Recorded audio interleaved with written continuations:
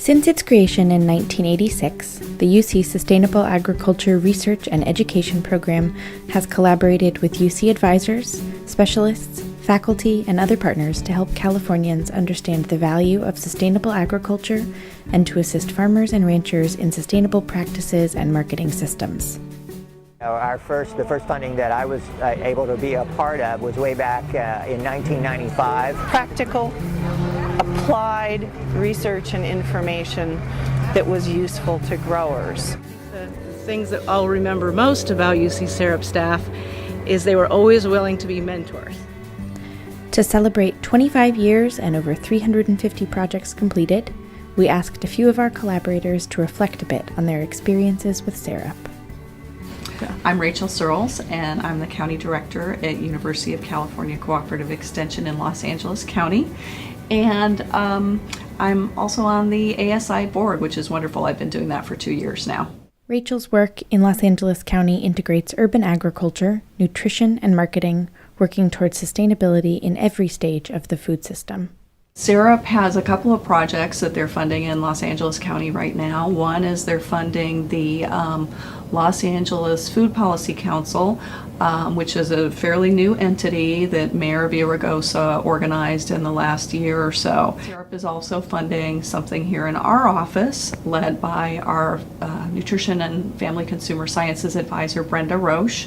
Brenda is adding a nutrition education component to our Victory Garden project that we have here in Los Angeles County. SAREP has served a really important purpose as a point of coordination. There's so much happening in this state around sustainable agriculture and related issues, and SAREP provides a place for people to talk about it, coordinate it, sometimes fund it, network and work together. So it provides some coherence, I think. While Southern California sees increases in community gardens, Sacramento's urban agriculture fields are increasingly tended by the Southeast Asian immigrant community. I'm Chuck Ingalls. I'm the Farm and Horticulture Advisor with UC Cooperative Extension in Sacramento County. I've been here since I left SAREP 15 years ago. I work with the strawberry growers, among other growers, as well as landscape horticulturists and master gardeners. In 2008, we received a SAREP grant to look at the barriers, the obstacles that growers, these strawberry growers and vegetable growers have in marketing their crops. Because these growers come from Laos mostly, and Mien and Hmong farmers, and they come to this country not really having either the capital or the understanding of our farming ways, of farming practices, and strawberries and vegetables are what they mostly grow on small scale. So we have been looking at, because now there's more and more growers, we're looking at ways that they can sell their fruit other than just at their farm stands to make them some more money, to make them more profitable. Lo Setterson is one of the many growers who Chuck works with to improve his marketing and agricultural practices. Before I plant a lot, I plant 4-5 acres. I sell only 50%.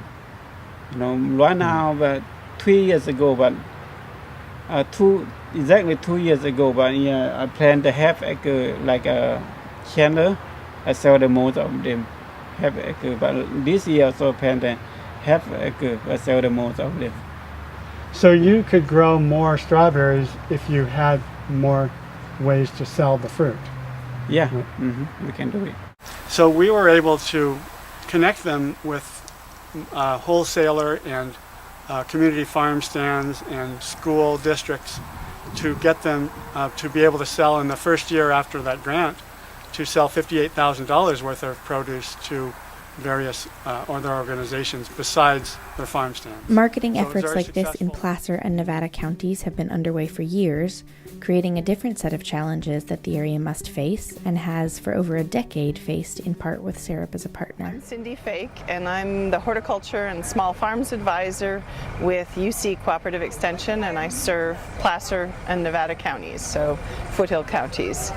We're lucky enough here to have more demand for our local food than we can actually produce. So we need more farmers and ranchers to produce it. Now, we just accept it as normal that the local food system functions like that. We have all these farmers markets, we have CSAs, we have, a lot of interaction between farmers and ranchers and the consumers who eat their products. But, 10 or more years ago, that wasn't the situation. There were a few farmers markets and, not the interest in local food systems. So SAREP has been intimately involved in that.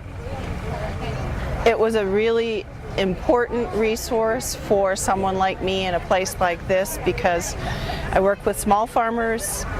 We use primarily sustainable practices, and 10 years ago there wasn't so much information about that kind of farming, and so SAREP was a really important resource. Okay, I'm Roger Ingram, and I am County Director and Livestock and Natural Resources Farm Advisor for Placer and Nevada counties, and I've been working with Cooperative Extension since 1986.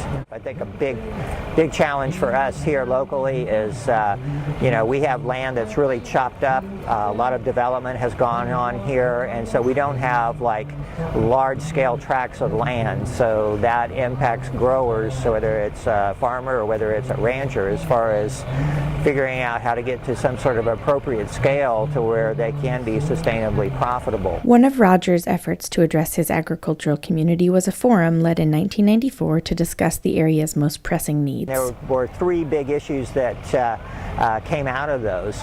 One of those was water, one of those was land, and then another one was marketing. And so at the end of this day-long facilitated thing, we volunteered that if there was a group of people who wanted to continue meeting on marketing, that we would do that. I think it's real important to realize they help provide some funding for Placer Grown.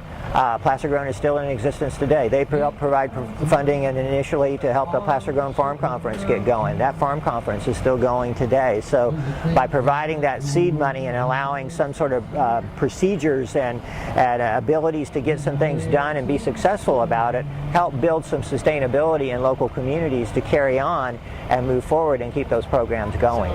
That connection from SAREP through the local farm advisor to the growers has been really important because it was practical, applied research and information that was useful to growers.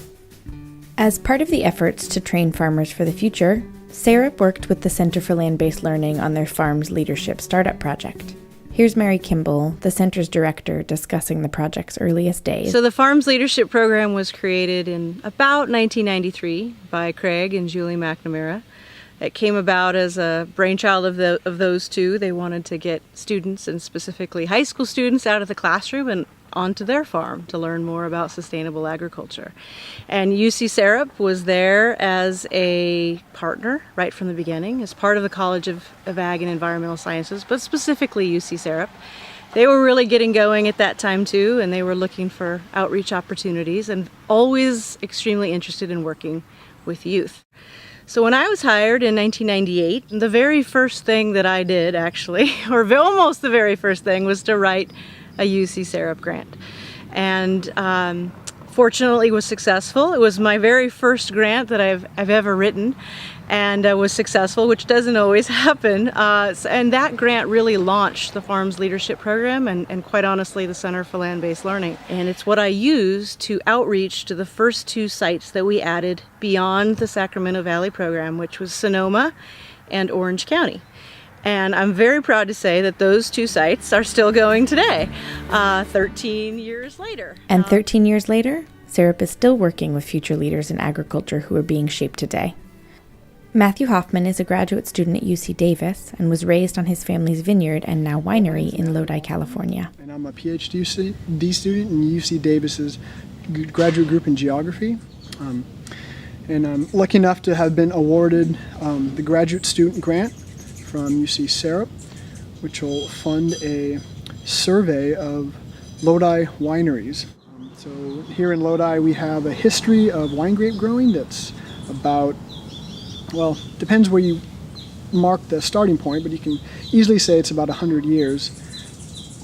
Within the past 15 years, we've seen a rise in smaller scale locally owned wineries. So one of the advantages of wineries or wine grape growing regions is that you can add value to the crops by building your own winery.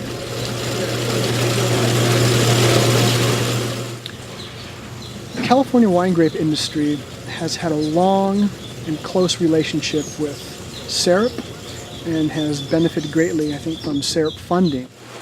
There's still the question of whether or not we're doing it in a way that meets the sustainability standards or criteria. So we're definitely moving in the right economic direction, but we still need to do some research. And there's also outreach and education programs that help wineries and wine grape growers adopt these sustainability practices.